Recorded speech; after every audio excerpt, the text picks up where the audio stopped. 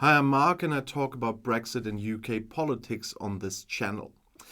Keir Starmer prepares his party for the transfer of power at the Labour Party conference in Liverpool, which runs until today when I'm filming this.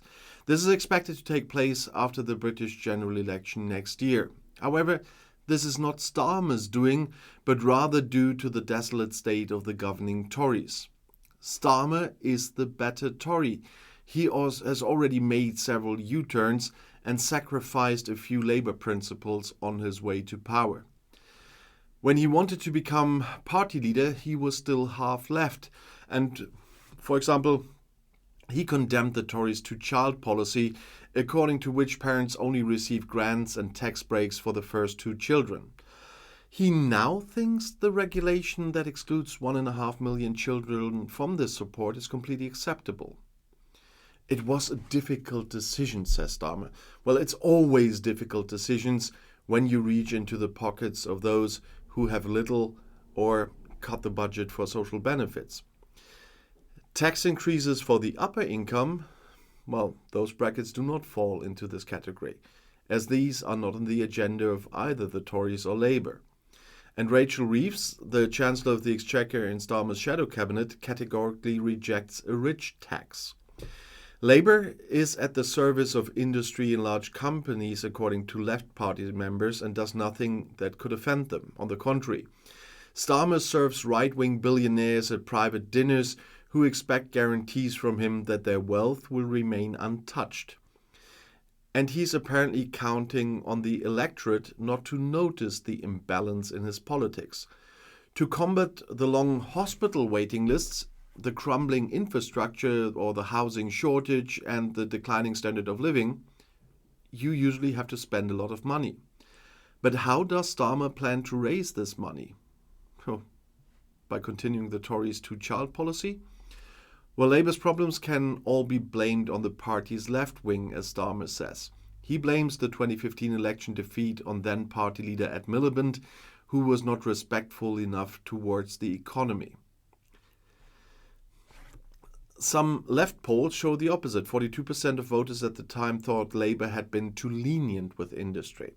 Nevertheless, after his election as party leader, Starmer began indeed a purge in the party, which culminated in him expelling his predecessor Jeremy Corbyn from the group. But personally, I did understand the reasons with the anti-Semitism part. In addition, he no longer is allowed to stand for Labour in Islington North, where he was elected MP for 40 years, and that at the next election. The party executive, which approved the move, said Labour's prospects of winning the next election would be significantly reduced if Corbyn were allowed to stand. It is the norm for Labour's leaders to move to the right as soon as they take office. Corbyn was an exception. After his surprising election as party leader in 2015, he remained on this path. His followers say he was successful, even if Starmer's and his followers would like to forget the 2017 election. At the time, Corbyn was just a good 2,000 votes short of becoming Prime Minister in a coalition government. 7 crucial seats fell to the Tories by the narrowest of margins, and 62% of 18 to 24-year-olds voted for Corbyn, while Labour gained 10 percentage points. The success cost Theresa May her absolute majority. She called early elections because she, like the right wing of Labour, expected Corbyn to suffer a devastating defeat. Instead, Corbyn mania, as the media called the phenomenon, set in, and he was celebrated almost like a pop star at the time.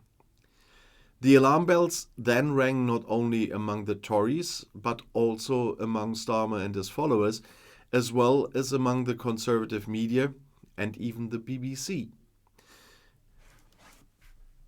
Corbyn's followers say that there was an unprecedented smear campaign that was launched to brand Corbyn the anti-Semite he never was, even if he made some mistakes and did not take the issue seriously enough. I disagree with them there. But they think it was all assassinations, like the witch hunt Boris always talks about. And the loss in the 2019 election was Brexit, because many Labour voters in favour of leaving the European Union feared that Labour would repeat the referendum a fear fueled by the party's then Brexit representative, and that Brexit representative was Starmer. They are right with one thing. Under Corbyn, the number of party members increased dramatically, reaching a peak of 564,000 at the end. And at the moment, there are fewer than 400,000. And the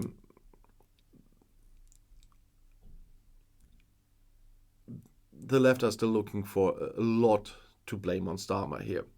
And they say it's a declaration of bankruptcy. People should stay out of the political process if they don't agree with the right wing of Labour. That is what they accuse the now leaders of.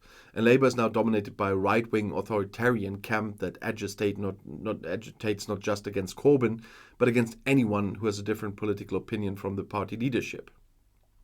And the members of the shadow cabinet would have to stay in the background during strikes, otherwise they will face consequences. And they are not allowed to publicly advocate for a tax on the rich and government investments. Labour stands for the expansion of the private sector into public services and for the further rollback of the welfare state, they say. When Prime Minister Rishi Sunak announced in the House of Commons in November last year that Corbyn's election manifesto included abolishing the army and nuclear weapons, leaving NATO and strengthening relations with Hamas and Hezbollah, Starmer remained silent. The left now say that he had worked on the election manifesto and should have demanded an apology from Sunak for the insinuations. He left that to Corbyn, who was mocked for it by the right-wing media, as they say. And the left-wingers say Starmer defines himself as an opponent of his predecessor Corbyn and not as an opponent of the Tories. They say he has to be careful that parts of the traditional Labour clientele don't prefer to vote for the Conservative original next year. There's one true point in what they say here. Starmer is walking a line towards a lot of Tory voters. I talked about this in a video yesterday. But the attacks from the left wing of the Social Democrats, and I'm saying Social Democrats now because it's not only from within the Labour Party, but from other Social Democratic left-wingers in other parts of Europe, I'm quite sure that this will not help Starmer win this election either. So that is a very interesting thing that the Social Democrats are attacking themselves again.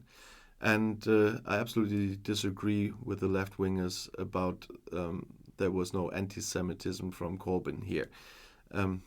With all I could read there, the picture is a little bit different than what they say. Let's put it that way.